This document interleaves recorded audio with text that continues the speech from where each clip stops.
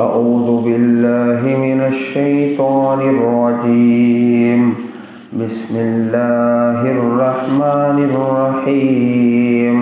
سورۃ النمل، رکوع نمبر 7، سورت کا آخری رکوع۔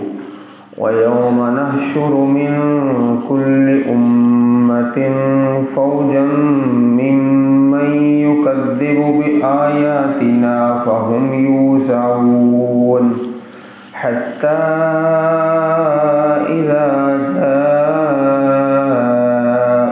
قَالَ أَكَذَّبْتُم بِآيَاتِي وَلَمْ تُحِيطُوا بِهَا عِلْمًا أَم مَّاذَا كُنتُمْ تَعْمَلُونَ وَوَقَعَ الْقَوْلُ عَلَيْهِمْ بِمَا ظَلَمُوا فَهُمْ لَا يَنطِقُونَ أَلَمْ يَرَوْا أَنَّا جَعَلْنَا اللَّيْلَ لِيَسْكُنُوا فِيهِ وَالنَّهَارَ مُبْصِرًا إِنَّ فِي ذَلِكَ لَآيَاتٍ لِقَوْمٍ يُؤْمِنُونَ وَيَوْمَ يُنفَخُ فِي الصُّورِ فَفَزِعَ مَن فِي السَّمَاوَاتِ وَمَن فِي الْأَرْضِ إِلَّا مَن شَاءَ اللَّهُ وَكُلٌّ أَتَوْهُ دَاخِرِينَ وَتَرَى الْجِبَالَ تَحْسَبُهَا جَامِدَةً وَهِيَ تَمُرُّ مَرَّ السَّحَابِ صُنْعَ اللَّهِ الَّذِي أَتْقَنَ كُلَّ شَيْءٍ إِنَّهُ خَبِيرٌ بِمَا تَفْعَلُونَ مَنْ جَاءَ بِالْحَسَنَةِ فَلَهُ خَيْرٌ مِّنْهَا وَهُمْ مِنْ فَزَعٍ يَوْمَئِذٍ آمِنُونَ وَمَنْ جَاءَ بِالسَّيِّئَةِ فَكُبَّتْ وُجُوهُهُمْ فِي النَّارِ هَلْ تُجْزَوْنَ إِلَّا مَا كُنتُمْ تَعْمَلُونَ إِنَّمَا أُمِرْتُ أَنْ أَعْبُدَ رَبَّ هَٰذِهِ الْبَلْدَةِ الَّذِي حَرَّمَهَا وَلَهُ كُلُّ شَيْءٍ وَأُمِرْتُ أَنْ أَكُونَ مِنَ الْمُسْلِمِينَ وَأَنْ أَتْلُوَ الْقُرْآنَ فَمَنِ اهْتَدَىٰ فَإِنَّمَا يَهْتَدِي لِنَفْسِهِ وَمَنْ ضَلَّ فَقُلْ إِنَّمَا أَنَا مِنَ الْمُنذِرِينَ وَقُلِ الْحَمْدُ لِلَّهِ سَيُرِيكُمْ آيَاتِهِ فَتَعْرِفُونَهَا وَمَا رَبُّكَ بِغَافِلٍ عَمَّا تَعْمَلُونَ۔ سورت کا آخری رکوع نمبر 7۔ رب کائنات نے اس رکوع کے اندر قیامت کے دن کا تذکرہ فرمایا ہے۔ قیامت کا دن، وَيَوْمَ نَحْشُرُ، اور اس دن ہم اکٹھا کریں گے، نحشر جمع کریں گے، من کل امت، ہر امت سے، فوجن ایک گروہ، ہر امت سے ایک جماعت، فوج کا معنی گروہ، جماعت، ممن یکذب بآیاتنا، ان لوگوں سے جو تکذیب کرتے ہیں ہماری آیات کی، ہماری آیتوں کو جھٹلاتے ہیں، فہم یوزعون، پس وہ تقسیم کیے جائیں گے، ان کی قسمیں بنائی جائیں گی۔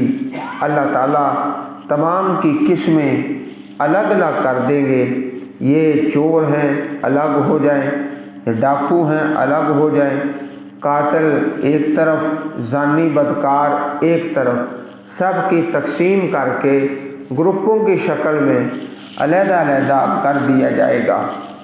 اور رب کائنات وہاں پر پھر سوال کریں گے، حَتَّى إِذَا جَاءُوا، یہاں تک کہ جب وہ آ جائیں گے، قالا اللہ پاک فرمائیں گے اکذبتم بآیاتی، کیا تم نے جھٹلایا میری آیات کو، تکذیب کی۔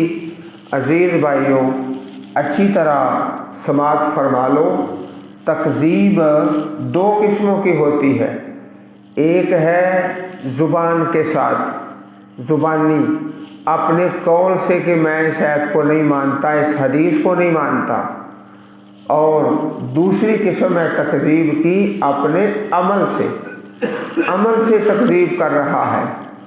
تو اللہ سبحانہ و تعالیٰ کو وہ آدمی پسند ہے جو تمام آیات اور تمام احادیث کو تسلیم کرتا ہے، قول سے بھی عمل سے بھی 100%۔ ہم میں سے بعض بھائی ایسے ہیں جو 50% یا 5% یا 10% تکذیب کر دیتے ہیں۔ تکذیب کس طرح؟ اپنے عمل کے ساتھ، زبان سے نہیں کہتے کہ ہم نہیں مانتے، بلکہ عمل سے تکذیب کر دیتے ہیں، تو یہ بھی ایک قسم ہے۔ تو اللہ تعالیٰ کی آیات کو جھٹلانے کی دو قسمیں، ایک تکذیب عمل کے ساتھ اور ایک قول کے ساتھ۔ اکذبتم بآیاتی، کیا تم نے تکذیب کی، جھٹلایا میری آیات کو، وَلَمْ تُحِيطُوا بِهَا عِلْمًا، حالانکہ نہیں احاطہ کیا، نہیں پورا علم حاصل کیا، بہا ان آیات کا، علم، ایسا ہرگز نہیں کہ تکذیب کی بنیاد کوئی علم پر ہے، ایسا نہیں ہے، بلکہ جہالت کی وجہ سے، لا علمی میں، اور قیامت کے دن کا جو عقیدہ ہے اس کے ضعف اور کمزوری کی وجہ سے اللہ تعالیٰ کی آیات کی تکذیب کی جا رہی ہے۔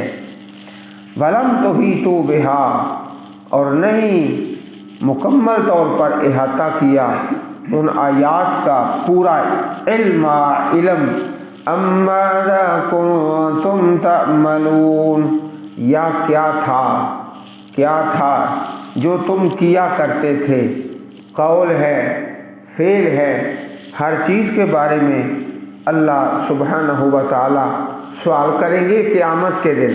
اور اس رکوع کے اندر زیادہ تر تذکرہ ہے ہی قیامت کے دن کا، جس طرح سورہ ملک کے اندر اللہ تعالیٰ کا پیارا فرمان ہے، وَقَالُوا لَوْ كُنَّا نَسْمَعُ أَوْ نَعْقِلُ مَا كُنَّا فِي أَصْحَابِ السَّعِيرِ، کاش کہ ہم سنتے اور سمجھتے، اللہ تعالیٰ کی آیات کو سنتے اور سمجھتے تو آج جہنم والوں میں تو نہ ہوتے۔ فَاعْتَرَفُوا بِذَنبِهِمْ، انہوں نے اپنے گناہ کا اقرار کر دیا، فَسُحْقًا لِأَصْحَابِ السَّعِيرِ، پس ہلاکت ہے جہنم والوں کے لیے، جہنم والوں کے لیے ہلاکت ہے۔ وَوَقَعَ الْقَوْلُ عَلَيْهِمْ بِمَا ظَلَمُوا فَهُمْ لَا يَنطِقُونَ۔ وَوَقَعَ الْقَوْلُ، اور واقع ہو جائے گی، القول بات، آخرت کی، قیامت کی، عذاب کی بات ان پر ثابت ہو جائے گی، بما ظلموا، اس وجہ سے کہ انہوں نے ظلم کیا، فہم لا ینطقون، پس وہ نہیں بولیں گے۔ ایک وقت آئے گا رب کائنات ان کی زبان پر، ان کے منہوں پر مہر لگا دیں گے، جب مہر لگ جائے گی پھر بول نہیں سکیں گے۔ تو یہ جو فرمایا فہم لا ینطقون، پس وہ نہیں بولیں گے، یہ اس وقت ہے جب مہر لگا دی جائے گی زبان پر، بول نہیں سکے گا، پس وہ نہیں بولیں گے بلکہ ہاتھ پاؤں بول لیں گے، زبان تو بول نہیں سکے گی۔ أَلَمْ يَرَوْا أَنَّا جَعَلْنَا اللَّيْلَ لِيَسْكُنُوا فِيهِ وَالنَّهَارَ مُبْصِرًا۔ اب اس آیت کریمہ میں اللہ تعالیٰ کی قدرت کی نشانیوں کا بیان، کیا نہیں انہوں نے دیکھا، بے شک ہم نے بنایا اللیل، رات، لیسکنوا فیہ، تاکہ آرام کریں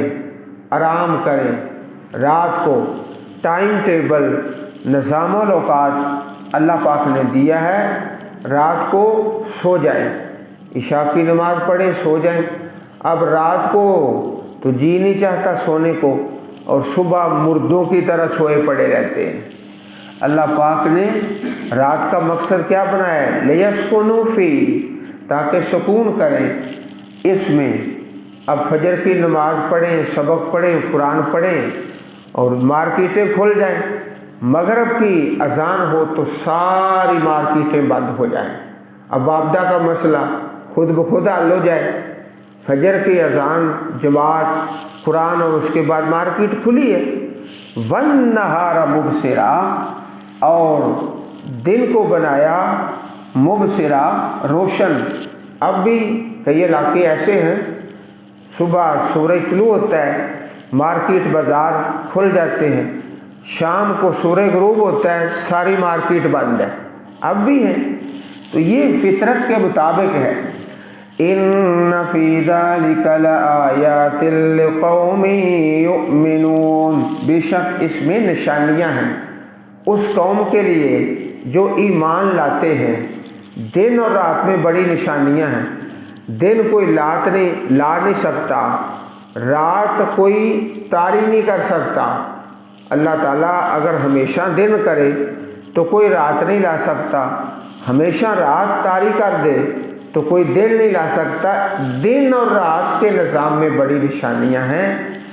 وَيَوْمَ يُنفَخُ فِي الصُّورِ، اور اس دن پھونکا جائے گا صور میں، جس دن قیامت کے دن، جس طرح عرض کیا گیا کہ اس رکوع کا جو مرکزی عنوان ہے وہ ہے قیامت کا دن، اور اس دن پھونکا جائے گا صور میں۔ اللہ تعالیٰ کا فرشتہ وہ قیامت کو برپا کر دے گا۔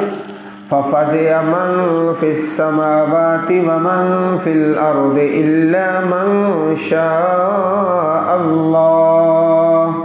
فَفَزِعَ، گھبرا جائے گا، ہر وہ جو آسمانوں میں ہے، وَمَن فِي الْأَرْضِ، اور ہر وہ جو زمین میں ہے، إِلَّا مَن شَاءَ اللَّهُ، مگر جو اللہ چاہے، جس کو اللہ چاہے۔ وَكُلٌّ أَتَوْهُ دَاخِرِينَ، اور سب اس کے پاس آئیں گے داخرین، عاجز ہو کر۔ داخر پست، جس طرح کوئی عاجز ہے، جھکا ہوا، سب کے سب۔ تو اس کو کہتے ہیں نفخہ، نفخہ صور۔ اللہ تعالیٰ کا فرشتہ ایک دفعہ صور پھونکے گا تو سارے کے سارے موت کی وادی میں چلے جائیں گے۔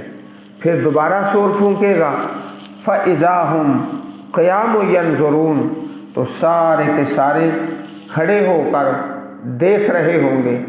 2 دفعہ یہ نفخہ ہے، صور پھونکا جائے گا۔ حدیث پاک میں آتا ہے ما بین نفختین 40، 2 نفخوں کے درمیان 40 کا وقفہ ہے۔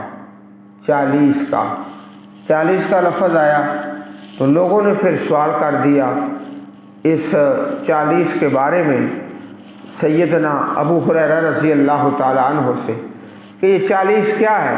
40 مہینے ہیں، 40 سال ہیں، 40 دن ہیں، 40 جمعے ہیں۔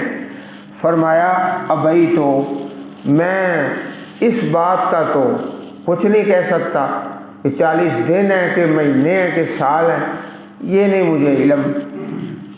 قال 40 سنۃ 40 شہرا، سوالی سوال کر رہا ہے کہ 40 مہینے ہیں، 40 سال ہیں، 40 دن ہیں۔ فرمایا ابھی تو یہ تو مجھے علم نہیں، بس 40 ہے۔ اگلا معاملہ نبی کریم علیہ الصلوۃ والسلام نے فرمایا نہیں، یا صحابی بھول گیا، بس 40 ہے۔ 40 کیا ہے اس کا علم نہیں، نہ 40 سال کا علم ہے، نہ 40 مہینوں کا۔ پھر اللہ سبحانہ و تعالی جب دوسرا نفخہ صور ہوگا تو انسان سب کے سب زندہ ہو کر کھڑے ہوں گے، پہلے میں بے ہوش ہو کر موت کی وادی میں، اور دوسرے میں سب زندہ ہو کر کھڑے ہیں۔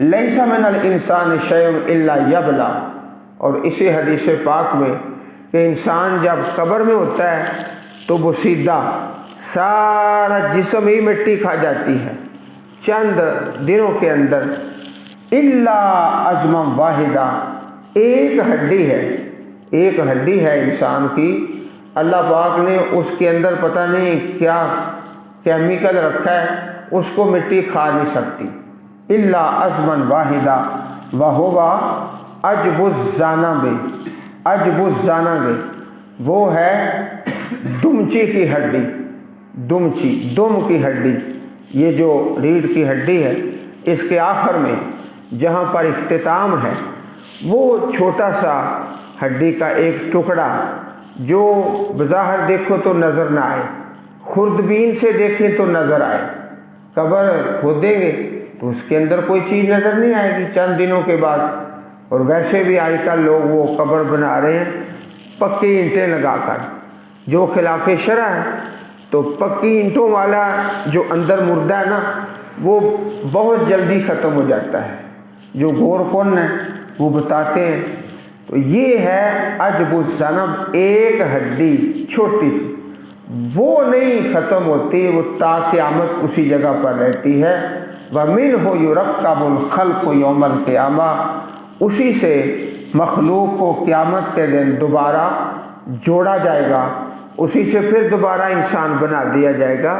مٹی کھا گئی ہمارے دیکھنے میں، اللہ تعالیٰ کی نگاہ میں سارا انسان موجود ہے، اور عالم برزخ میں ہے، اور انعام میں ہے، نعمت میں یا سزا میں، یہ اللہ پاک کے علم میں ہے۔ انسانوں کے دیکھنے میں وہ سارا جسم مٹی کھا گیا، چھوٹا سا ایک ذرہ ہے۔ صحیح البخاری کتاب التفسیر حدیث نمبر 4935، الا من شاء اللہ، مگر وہ جسے اللہ چاہے۔ اس سے کون مراد ہے؟ حدیث پاک میں ہے، پیارے رسول علیہ الصلوۃ والسلام کا پیارا فرمان، جناب ابو سعید الخدری رضی اللہ تعالی عنہ اس حدیث کے راوی ہیں، آپ نے فرمایا الناس یسعقون یوم القیامہ، سب کے سب لوگ موت کی وادی میں چلے جائیں گے، فاکون اول من یفیق، اللہ کے پیارے نبی فرماتے ہیں سب سے پہلے مجھے افاقہ ہوگا، میں اللہ کے سامنے پیش ہونے کے لیے سب سے پہلے کھڑا ہوگا۔ فَإِذَا أَنَا بِمُوسَىٰ آخذٌ بِقَائِمَةٍ مِّن قَوَائِمِ الْعَرْشِ، تو میں اپنے پہلے دیکھوں گا کہ جناب موسیٰ علیہ الصلوۃ والسلام اللہ تعالیٰ کے عرش کے پایوں میں سے ایک پائے کو پکڑے ہوئے ہیں۔ جناب موسیٰ علیہ الصلوۃ والسلام ایک پائے کو پکڑے ہوئے، فلا ادری افاق قبلی ام جوزی بساقۃ الطور، اب اس کا تو مجھے علم نہیں کہ آپ مجھ سے پہلے زندگی کی حالت میں اور افاقہ کی حالت میں آ چکے ہیں، یا طور پہاڑ پر آپ بے ہوش ہوئے تھے تو اس کا آپ کو صلہ مل گیا کہ آخرت کی بے ہوشی سے بچ گئے ہیں، اس کا آپ کو صلہ ملا ہے کہ آپ اس حالت میں گئے ہی نہیں، یا مجھ سے پہلے افاقہ میں آ گئے ہیں۔ اس کے بارے میں پیارے نبی کریم علیہ الصلوۃ والسلام نے یقین کے ساتھ تو نہیں فرمایا۔ صحیح البخاری کتاب و احادیث الانبیاء حدیث نمبر 3398، یہ ہے الا من شاء اللہ، حضرت موسیٰ علیہ الصلوۃ والسلام۔ وَكُلٌّ أَتَوْهُ دَاخِرِينَ، اور سب کے سب اس کے پاس آئیں گے عاجز اور ذلیل ہو کر۔ پھر آخرت کا اور قیامت کا بیان جو اس رکوع کا مرکزی عنوان ہے۔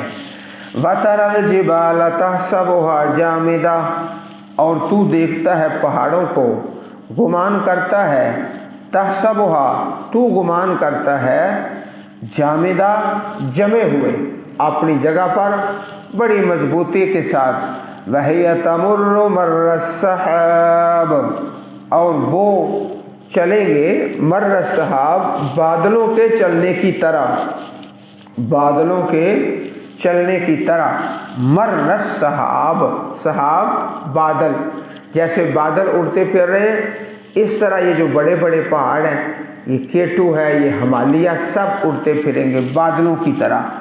صنع اللہ الذی اتقن کل شیء، یہ بناوٹ ہے، کاریگری ہے۔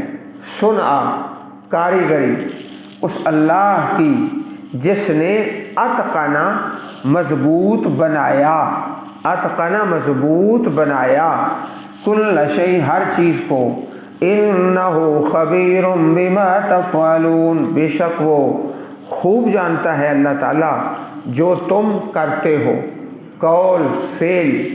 من جاء بالحسنۃ فلہ خیر منہا، جو لائے اچھائی اس کے لیے تو بہتر ہے، اللہ تعالیٰ 10 گنا بدلہ دے دے، 700 گنا، 1400 گنا، ایک نیکی کا بدلہ 2100 گنا، لاکھ گنا دے دے، اس سے بہتر ہے۔ وَهُم مِّن فَزَعٍ يَوْمَئِذٍ آمِنُونَ، اور وہ من فزعٍ گھبراہٹ سے، یومئذٍ اس دن کی گھبراہٹ سے، آمنون امن میں ہوں گے، امن میں، اللہ والے، ایمان والے، عمل صالح والے آخرت کی گھبراہٹ سے امن میں ہوں گے۔ وَمَن جَاءَ بِالسَّيِّئَةِ، اور جو آئے برائی کے ساتھ، جو برائی لے کر آئے گا، برائی، فَكُبَّتْ وُجُوهُهُمْ فِي النَّارِ، اوندے کیے جائیں گے، کبت اوندے کیے جائیں گے ان کے چہرے، فی النار آگ میں، جہنم میں، الٹا کر کے جہنم میں پھینک دیا جائے گا۔ هل تجزون الا ما کنتم تعملون، نہیں تم بدلہ دیے جاؤ گے مگر جو تم کرتے تھے۔ انما امرت ان اعبد رب هذه البلدة الذي حرمها، یقیناً امرت، مجھے حکم دیا گیا ہے، ان اعبد، کہ میں عبادت کروں، رب هذه البلدہ، اس شہر کے رب کی۔ کون سا شہر؟ مکہ مکرمہ، مکہ پاک۔ اللہ تعالیٰ بار بار حاضریاں نصیب فرمائے۔ البلدہ تھے وہ شہر، اس شہر کے رب کی، کتنا عظمت والا شہر ہے، عظمت والے شہر کے رب کی میں عبادت کروں۔ الذی حرمہا، جس نے اسے حرمت دی، حرمہ احترام والا قرار دیا، حرمہا حرمت والا کہا۔ وَلَهُ كُلُّ شَيْءٍ، اور اس کے لیے ہر چیز ہے، ہر چیز کا اختیار رب کائنات کے پاس ہے۔ وَأُمِرْتُ أَنْ أَكُونَ مِنَ الْمُسْلِمِينَ، اور مجھے حکم دیا گیا کہ میں ہو جاؤں من المسلمین، فرما برداروں سے، من المسلمین اطاعت گزاروں سے، فرما برداروں سے۔ جس طرح سورۃ القریش میں ہے، فَلْيَعْبُدُوا رَبَّ هَذَا الْبَيْتِ، پس وہ عبادت کرے اس گھر کے رب کی، اس گھر کے رب کی۔ الَّذِي أَطْعَمَهُم مِّن جُوعٍ وَآمَنَهُم مِّن خَوْفٍ، وہ اللہ جو بھوک کے وقت ان کو کھلاتا ہے اور ڈر میں ان کو امن دیتا ہے۔ صحیح البخاری شریف میں حدیث مبارک ہے، ان ھذا البلد حرمہ اللہ، بے شک یہ شہر ہے اللہ پاک نے اس کو حرم قرار دیا ہے۔ تو نبی کریم علیہ الصلوۃ والسلام نے اسی طرح مدینہ پاک کو بھی حرم قرار دیا ہے، فرمایا کہ مکہ پاک بھی حرم ہے، مدینہ منورہ بھی حرم ہے۔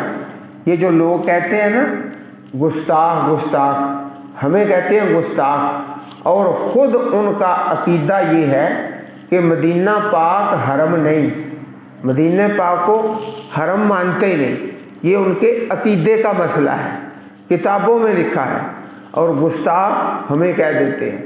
مدینہ پاک بھی حرم ہے، مکہ پاک بھی حرم ہے۔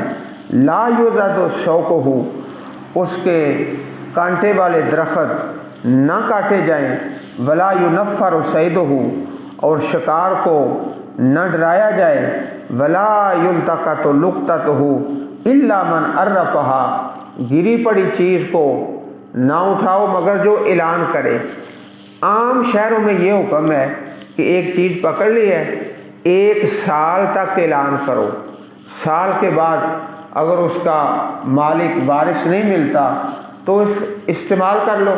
مکہ پاک میں یہ حکم نہیں، اس کا اعلان کرنا ہے ساری زندگی، اول تو پکڑو ہی نہ، اگر پکڑنا ہے تو یہ نہیں کہ سال کے بعد استعمال کر لو، ہمیشہ ہی اعلان کرنا ہے۔ وہی پکڑے من عرفہا، جو اس کا اعلان کرے دائمی طور پر۔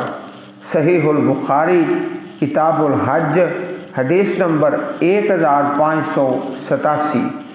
وَأَنْ أَتْلُوَ الْقُرْآنَ، پچھلی آیت کریمہ میں یہ حکم تھا انما امرت، تو مجھے حکم ملا ہے۔ یہاں دوسرا حکم کہ میں قرآن پڑھوں، سبحان اللہ، میں قرآن پڑھوں اور لوگوں کو سناؤں۔ اللہ کے پیارے نبی کو حکم کیا ہے؟ آپ قرآن پاک پڑھتے رہیں، سنتے رہیں۔ عزیز بھائیوں، ایک ہوتا ہے کہ کوئی کتاب لے لی، اس کا ترجمہ لے لیا اور اکیلے بیٹھ کے پڑھتے رہے۔ قرآن پاک ایسی کتاب نہیں، یہ ہے پڑھنے پڑھانے کی، سننے سنانے کی۔ نبی کریم علیہ الصلوۃ والسلام خود بھی اسی طرح حضرت جبریل کو سناتے اور ان سے سنتے۔ یہ سننے سنانے کی کتاب ہے، اسی لیے مشہور حدیث پاک ہے، آپ سب بھائی جانتے ہو، خیرکم من تعلم القرآن وعلمہ، تم سب سے بہتر وہ ہے جو قرآن کریم سیکھتا ہے اور سکھاتا ہے۔ تعلم وعلم، یہ سیکھنے سکھانے کی کتاب ہے، اکیلے بیٹھ کر کوئی کیسے سمجھے گا۔ وَأَنْ أَتْلُوَ الْقُرْآنَ، اور اللہ تعالیٰ کی پیارے نبی علیہ الصلوۃ والسلام کی اس پیاری حدیث میں عجیب ہی شان ہے۔ تعلم، سیکھنے والے کا نام پہلے آیا اور سکھانے والے کا نام بعد میں، اس لیے اس حدیث پاک کے مطابق آپ دوستوں کا رتبہ ہم سے زیادہ ہے کہ وہ لفظ پہلے آیا نا، تعلم القرآن وعلمہ، پڑھنے والے کا لفظ پہلے آ گیا۔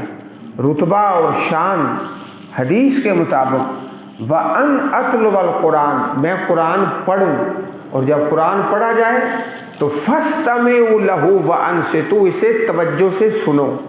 جب قرآن پاک پڑھا جائے تو یہ نہیں کہ آپس میں باتیں کرتے رہو یا سو جاؤ، بلکہ فَاسْتَمِعُوا لَهُ وَأَنْصِتُوا۔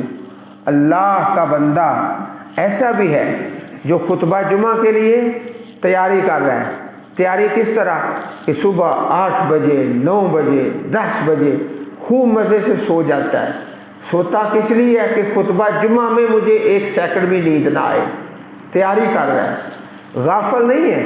جب قرآن پڑھا جائے تو فَاسْتَمِعُوا وَأَنْصِتُوا، توجہ کے ساتھ۔ اور حدیث پاک میں اس کی برکت بڑی بیان کی گئی ہے، إِلَّا نَزَلَتْ عَلَيْهِمُ السَّكِينَةُ وَغَشِيَتْهُمُ الرَّحْمَةُ، اللہ کی طرف سے سکون نازل ہوتا ہے، اللہ کی رحمت ڈھانپ لیتی ہے، اللہ کے فرشتے اس مجلس کا احاطہ کرتے ہیں۔ اللہ پاک عرش پہ ان کا تذکرہ کرتا ہے کہ وہ دیکھو فلانا آدمی میری کتاب پڑھ رہا ہے، پڑھا رہا ہے، وہ چھوٹی سی بات ہے۔ وَأَنْ أَتْلُوَ الْقُرْآنَ، میں قرآن پڑھتا رہوں۔ فَمَنِ اهْتَدَىٰ فَإِنَّمَا يَهْتَدِي لِنَفْسِهِ، کچھ ایسے بھی تو اللہ کے بندے ہیں جو ساری تھکاوٹیں لے کر مسجد میں آ جاتے ہیں، ساری تھکاوٹیں۔ فَمَنِ اهْتَدَىٰ، پس جو ہدایت پائے، فَإِنَّمَا يَهْتَدِي لِنَفْسِهِ، اپنے ہی لیے ہدایت پاتا ہے۔ وَمَنْ ضَلَّ، جو گمراہ ہو جائے، فَقُلْ إِنَّمَا أَنَا مِنَ الْمُنذِرِينَ، تو فرما دیجئے یقیناً میں ڈرانے والوں سے ہوں۔ وَقُلِ الْحَمْدُ لِلَّهِ، اور کہو سب تعریفیں اللہ کے لیے، کہو الحمدللہ، سب تعریفیں اللہ کے لیے۔ سَيُرِيكُمْ آيَاتِهِ، ان قریب وہ تمہیں دکھائے گا اپنی نشانیاں، فَتَعْرِفُونَهَا، تم پہچان لوگے، آخرت کی، قیامت کی، اللہ کی مدد کی۔ وَمَا رَبُّكَ بِغَافِلٍ عَمَّا تَعْمَلُونَ، اور نہیں تمہارا پروردگار بے خبر عما تعملون اس چیز سے جو تم کرتے ہو، قول فعل سے بے خبر نہیں ہے۔ اللہ پاک کی توفیق سے سورۃ النمل تکمیل تک پہنچی۔ اللہ سبحانہ و تعالی ہم سب کو اپنی پر رحمت کتاب قرآن کریم پڑھنے اور سمجھنے اور عمل کرنے کی توفیق عطا فرمائے، آمین یا رب العالمین۔